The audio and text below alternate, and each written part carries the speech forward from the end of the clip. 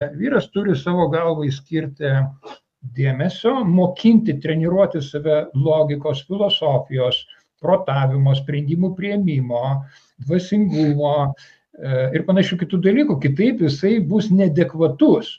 Ir psichologai sako, kad vyrui reikia kiekvieną savaitę minimum, sakykime, ten vieno susitikimo su kitais vyrais, kad jis galėtų apie viską pasitarti, kas jam yra ant dūšios, kas jam rūpi.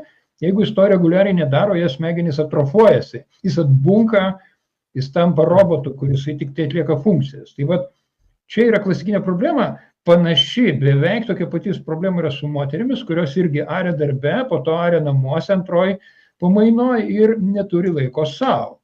Tai tą laiką savo būtinai reikia statyti pirmam prioritete, tai kitaip sakant yra tokia biblinė frazė, reiškia, kas tavo sielą pasirūpins, jeigu net tu pats, kas iš to, kad tu laimėsi visą pasaulį,